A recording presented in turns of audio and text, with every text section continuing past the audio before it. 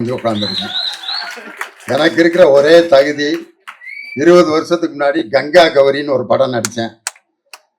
அந்த படத்தை முதல்ல எங்கள் அப்பா பார்க்கறதுக்கு காசு கொடுத்து, நான் ஒரு படம் நடிச்சிருக்கேன் போய் பார்த்துட்டு வாங்கப்பா, திண்டுக்கல் கணேஷ் தேட்டரில் ரிலீஸ் ஆகிருக்குன்ட்டு காசு கொடுத்தேன். எங்கள் அப்பா படம் முடிச்சுட்டு வந்து, எங்கடா படத்தில் உன்னை காணவே காணான்னாரு. அப்பா படம் முழுதும் நான் தான்ப்பா வருவேன், முதல் சீனில் நான் தான் பாட்டு பாடிட்டு வருவேன், யாரோ ஒரு கிழவன்லடா வந்தான்னாரு. படத்திலே கிழவனா நடிச்சு இப்படி கேவலப்படுத்திட்டியாடான்ட்டு பெத்த தகப்பேன் படத்தை பத்தி அப்படி விட்டாரு. அதுக்கப்புறம் நான் படமே நடிக்காம இப்பதான் வந்து நம்ம அனுச்சரனோட டைரக்ஷன்ல பன்னிக்குட்டின்னு ஒரு படம் நடிச்சேன். அதுக்கு அடுத்து ஆலம்பனான்னு ஒரு படம் நடிச்சு அது இப்ப வெளியே வரப்போகுது. இந்த 3 தகுதியை தவிர வேற எந்த தகுதியும் இந்த மேடையில பேசுறதுக்கு எனக்கு இல்லை. ஆனால் இதை விட ஒரு பெரிய தகுதி என்னன்னா, மக்கள் நாயகன் ராமராஜனுடைய மிகப்பெரிய ரசிகன் நான். ஒண்ணு அவருடைய நடிப்பு எதுல அப்படின்னா, ஒரு சிறப்பு ஒரே ஒரு வரியில சொல்லணும்னா, மக்கள் திலகம் எம்ஜிஆர் தான் ஒரு படத்துல எந்த பாட்டுக்கு வேணாலும் அப்படி கையை தூக்கி ஒரு ஆக்ஷன் பண்ணாருன்னா கூட்டமே அப்படியே கை தட்டி ரசிக்கும். புதிய சூரியனின் பார்வையிலே அப்படின்பாரு ஓன்னு கத்துவாங்க. அதுக்கு அடுத்து உழைக்கும் கைகளே அப்படின்பாரு, அதுக்கு கை தட்டுவாங்க. சோக பாட்டு கூட அப்படி கை தூக்கி அன்பேவா அப்படின்பாரு, உடனே சோக பாட்டுக்கு கை தட்டுவாங்க. எம்ஜிஆர் ஒரு கலர் ட்ரெஸ் போட்டு அந்த கை தூக்கி மக்களிடம் வரவேற்பை பெற்றதற்கு அடுத்து அது மாதிரி ஒரு கலர் ட்ரெஸ் போட்டு கைகளை தூக்கி மக்களிடம் மிகப்பெரிய வரவேற்பை பெற்ற எம்ஜிஆருக்கு அடுத்து மக்களால் நேசிக்கப்பட்ட ஒரு கலைஞன் என்னுடைய இனிய சகோதரர் ராமராஜன். அவர்கிட்ட இருக்க ஒரு நல்ல குணம் நாங்கெல்லாம் கத்துக்கிட்டது, ஒரு படத்துல சும்மா ஒரு 10 நிமிஷம் நடிச்சிருப்பேன், ஒரு டிஎஸ்பியா நடிச்சிருப்பேன், அதுக்கப்புறம் தரையிலேயே நடக்க மாட்டேன். 10 மினிட்ஸ் அந்த படத்துல டிஎஸ்பியா நான் தான் நடிச்சிருக்கேன். அவன் கூட பிறந்த சகோதரனே அந்த படத்தை பார்க்க யோசிச்சிருப்பேன். ஆனா அப்படி ஒரு படத்துல 10 நிமிஷம் நடிச்சவனே வானத்துல பறக்கிற நேரத்துல மக்களால் நேசிக்கப்பட்ட ஒரு கலைஞன் இவ்வளவு எளிமையா ஒரு மனிதனை இதுவரைக்கும் நான் பார்த்ததில்லை. அவருடைய வெற்றிக்கு மிகப்பெரிய காரணமே அதுதான். இந்த படத்தினுடைய தயாரிப்பாளர் மதியழகன், அவர் பேரை பார்த்தோன்னா நம்ம ஏதோ மதுரைக்காரரு கருப்பா ஒரு மாதிரி இருப்பாருன்னு பார்த்தா ஹிந்தி பட ப்ரொடியூசர் மாதிரி அப்படி கண்ணாடியும் அவர் கலரையும் பார்த்துட்டு உண்மையிலே ஒரு இந்திக்காரன் தான் நினைச்சேன். ஆனா பேரை பார்த்துட்டு மதியழகன்னு இவ்வளவு அழகான தமிழ் பேர் வச்சு அவருடைய படத்தை திரும்ப ராமராஜன் சாருக்கு இத்தனை ஆண்டுகள் கழித்து மீண்டும் மக்களிடம் கொண்டு சென்றதற்காக அவருக்கு எல்லாரும் ஒரு பலத்த கரவொலி நம்ம மதியழகன் சாருக்கு கொடுக்கணும்.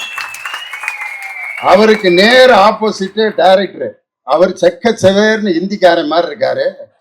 டைரக்டர் பாருங்க நெல்சன் மண்டேலா மாதிரி, ஆனா கலர் அப்படி இருக்கோ ஒழிய, ஆனா அவருடைய திறமை அற்புதமானது. அவர் நடையும் அவர் அந்த ஒரு 2 நிமிஷம் ஷூட்டிங் ஸ்பாட்ல பார்த்தேன், அவ்வளவு பரபரப்பா இருந்தார். இந்த மேடைக்கு நான் வந்ததுக்கு காரணம் என்னுடைய மகன் லியோ சிவகுமார் இதுல கதாநாயகனா நடிச்சிருக்காரு. மாமனிதன்ங்கிற படத்துல சீனு ராமசாமியோட டைரக்ஷன்ல ஒரு சின்ன ரோல் நடிச்சான். அதுக்கப்புறம் அழகிய கண்ணைங்கிற படத்துல ஹீரோவா நடிச்சு அந்த படம் தியேட்டர்ல வெளியாயிருச்சு. இப்பொழுது அவனுக்கு ஒரு மிகப்பெரிய ரீஎன்ட்ரி எது அப்படின்னு சொன்னா, MS பாஸ்கர் சாருக்கு மகனாவும் ராமராஜன் சாருக்கு மருமகனாவும் லக்ஷா சரணுக்கு ஒரு ஹீரோவாகவும் இன்னைக்கு நடிச்சிருக்கான். அதனால எனக்கு என்னுடைய மகன், உன் மகனை பத்தி நீயே எப்படியா பெருமையா பேசலான்ட்டு, நம்ம சில சமயம் கண்ணாடியை பார்த்து நம்ம தலைய ஒதுக்கிக்கிடுவான், சட்டை பட்டன் அப்படி போடுவான். ஆனா நம்மளை அழகுபடுத்திக்கிறதுக்கு நம்ம அவ்வளவு செஞ்சாலும் என்னுடைய படைப்பு நல்லா இருக்கும் அப்படின்ட்டு நம்ம மேடையில சொல்றது மாதிரி நான் உருவாக்கிய என்னுடைய மகன் இந்த படத்துல ஹீரோவா நடிச்சிருக்காரு. அவருக்கு நீங்க எல்லாரும் ஆதரவு கொடுக்கணும் அப்படின்னு அன்போட கேட்டுக்கிறேன். இந்த மேடையில வந்து பெரிய பெரிய டைரக்டருங்க எல்லாம் உட்கார்ந்துருக்காங்க. RV உதயகுமார் சார், அவருடைய அந்த டைட்டில் சாங் இளையராஜாவோட முதல் பாட்டை டைட்டிலா போடணும் அப்படிங்கிறது அவரது கண்டுபிடிச்ச ஃபார்முலா தான். கண்ணுபட போகுதையா சின்ன கவுண்டரு, சுத்தி போட வேணும் ஐயா சின்ன கவுண்டரு, சாட்சிகளை சட்டம் செய்ய வேலை இங்கையில் அந்த படத்துல வாழ்ந்திருப்பார். ஒரு மாபெரும் கலைஞன், புரட்சி கலைஞர் விஜயகாந்த் அவர்களை இன்னொரு பரிணாமத்துக்கு கொண்டு சென்ற ஒரு டைரக்டர் நம்ம ஆர் வி உதயகுமார் சாரு, பேரரசர். அதே மாதிரி பேசிட்டு போயிருக்காரு நம்ம KS ரவிக்குமார்.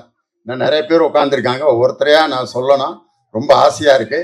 இருந்தாலும் ஒரு படத்துல ஒவ்வொருத்தரும் பேர் போடும்போது கை தட்டுவாங்க. மக்கள் திலகம் எம்ஜிஆர்னு போட்டோன்னா கை தட்டுவாங்க, நடிகர் திலகம் சிவாஜி கணேசன் போட்டோன்னா கை தட்டுவாங்க.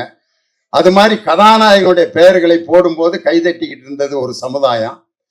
ஒரு குறிப்பிட்ட ஸ்டேஜ்ல தான் கதை வசனம் அப்படின்னு போட்டோன்னா ஒருத்தருக்கு கைதட்டினாங்க. அதுதான் முத்தமிழறிஞர் டாக்டர் கலைஞர். வசனம் மு கருணாநிதினு போட்டோன்னா வசனத்துக்கு கைதட்டு வாங்கியவர் ஒருத்தர். அதே மாதிரி இசைஞானி இளையராஜா என்று இசையமைப்பாளர்களுக்கு கைதட்டு வாங்கிய ஒரே இசையமைப்பாளர் நம்மளுடைய இசைஞானி இளையராஜா தான். அவருடைய பாட்டோட நம்ம வாழ்ந்திருக்கோம்.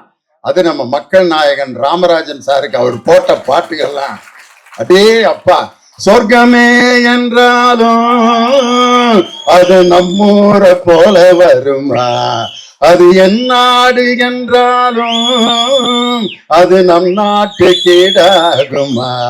இந்த பாட்டு எங்க ஊர்ல ஒட்டஞ்சத்திரத்துல ஒரு கிழவிக்கு பேரு இன்னைக்கு ராமராஜன் கிழவி. அதுக்கு பேரு ராமராஜன். படத்துல வில்லனா யாராவது நடிச்சான்னா அந்த கிழவி குறவலை நடிச்சு கொன்னே விடும். அந்த படத்துல வில்லனா ஒரு படத்துல பொன்னம்பலம் நடிச்சிருப்பாரு. அந்த பொன்னம்பலம் ஏதோ ஒரு கல்யாணத்துக்கு வந்திருக்காரு. அந்த கிழவி இவனை நான் தீர்த்து கட்டாம விட மாட்டேன் அப்படின்னுச்சு. ஏன்னா ராமராஜனை என்ன அடி அடிச்சான் தெரியுமா அப்படின்னு. நல்ல வேளை அந்த கிழவியை விட்டுருந்தாங்கன்னா அடிச்சே கொண்டிருக்கும் பொன்னம்பலத்தை. பாவம், தங்கமான மனுஷன். இது பொன்னம்பலத்து மேல இருக்க வெறி இல்ல, ராமராஜன் மேல வைத்திருந்த உண்மையான பற்று, பாசம். அந்த கிழவிக்கு பேரு இன்னும் இருக்கு. அந்த கிழவி 92 வயசு, ராமராஜன் கிழவினே பேரு. அப்படி சாதாரண மக்களிடம் தன்னுடைய இயல்பான நடிப்பால், எளிமையால் மக்களிடம் வாழ்ந்து கொண்டிருக்கக்கூடிய ஒரு அற்புதமான கலைஞன் என்னுடைய அருமை சகோதரர் ராமராஜன். அதுல பேங்க் லோனை பத்தி இந்த படத்துல ஒரு காட்சி. ஏன்னா பேங்க் லோனு இப்ப நம்ம டைரக்டர் கதையாவது சொல்லிடாதீங்கன்றாரு. அந்த அளவுக்கா ஒரு இது இல்லாம 33 வருஷம் வாத்தியாரா இருந்திருப்பேன் நாங்க. கொஸ்டினே நாங்க அவுட் பண்ண மாட்டோம். இப்ப போய் நாங்க கதையை சொல்லுவோமா? டைரக்டர் பாரு பயந்துட்டாரு, ஏதோ கதையை பூரா சொல்லி முடிச்சுட்டாருன்னா என்னடா பண்றதுன்னு. பேங்க் லோனுங்கிறது ஒரு பெரிய பிரச்சனை. இந்த வீட்டுல பெரும்பாலும் பகல்ல பூரா பாருங்க, ஆம்பளைய சவுண்டு கொடுப்பேன், பொம்பளைய அமைதியா இருப்பாங்க. போடி அப்படிமா, சரிங்க ஆமாங்க, வெட்டீர் வட்டி வெட்டு வெட்டு அப்படிம்பாங்க. பகல் முழுதும் அடங்கி இருப்பாங்க. எப்ப தெரியுமா பொம்பளைகளுடைய டேன் வர? இந்த நைட்டு சாப்பிட்றதுக்கு உட்காருவாங்க பார்த்தீங்களா, அப்பதான் சோத்தை போட்டு அந்த அம்மா போயிருச்சுன்னா பேசாம சாப்பிட்டு எந்திரிச்சிருவான். சாப்பாட்டை போட்டு முன்னால உட்காந்துச்சுன்னா தொலைஞ்சாங்க, அன்னைக்கு ஏதோ மேட்ரு நடக்க போகணும். உடனே அவரு சொல்லுவான், எந்திரிச்சு போடி நான் சாப்பிட்டுக்கிறேன். இல்லை குழம்பு கேட்டீங்கன்னா ஊத்தணும்ல, ரசம் கேட்டீங்கன்னா ஊத்தணும், உப்பு அது நான் எடுத்துக்கிறேன்டி. அதை உட்கார்றத பார்த்தோன்னா ஏதோ பிரச்சனை நடக்க போகுதுன்னு சோத்தை போட்டு குழம்பு ஊற்றி ஒரு வாயை எடுத்து வைக்கிறான்.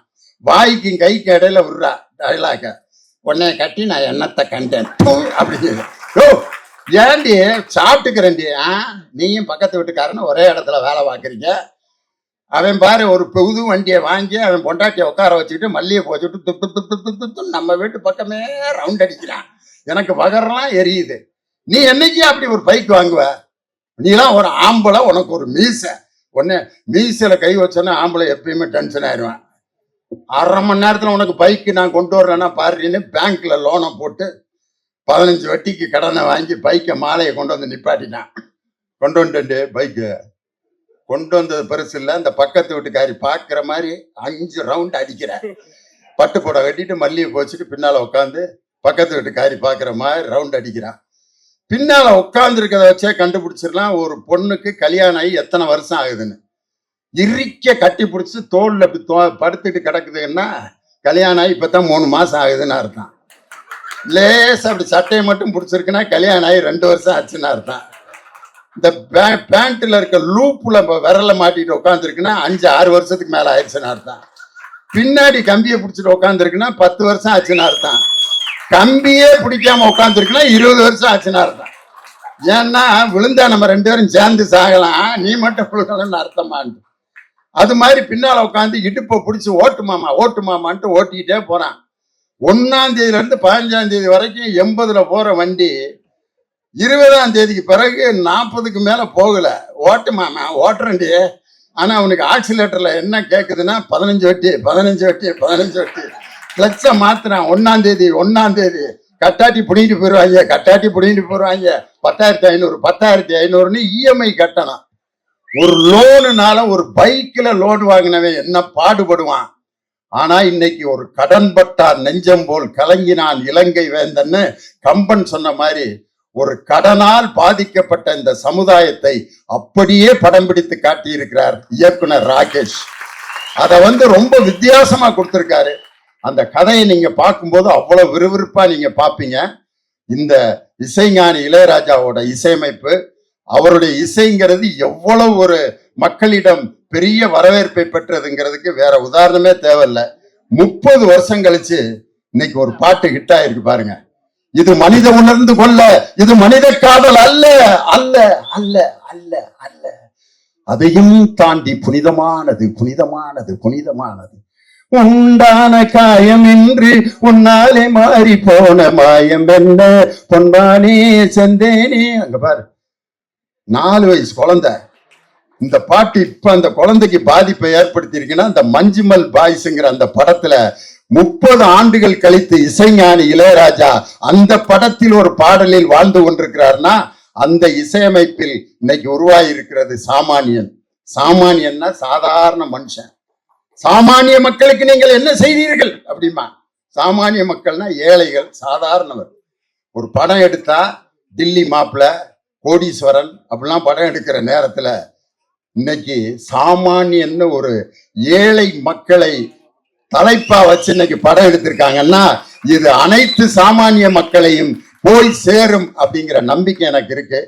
நம்ம மக்கள் நாயகன் ராமராஜன் சாருக்கு நான் கொடுக்கின்ற வாழ்த்து என்னன்னா, அவருடைய முதல் படம் கரகாட்டக்காரன், 2வது அதுக்கப்புறம் மிகப்பெரிய வெற்றி. இது முதல் படம் எங்க ஊரு பாட்டுக்காரன், அதுக்கப்புறம் வெற்றி படம் கரகாட்டக்காரன்.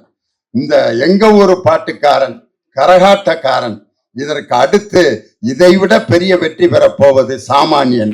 எங்க ஊரு பாட்டுக்காரன், கரகாட்டக்காரன், சாமானியன், 3 ஒரே எழுத்துல முடியுது. அதனால அதே போல வெற்றியும் இந்த படங்கள் வெற்றி அடையணும்னு அன்போட நான் கேட்டுக்கொண்டு, எங்களுடைய மக்கள் நாயகன்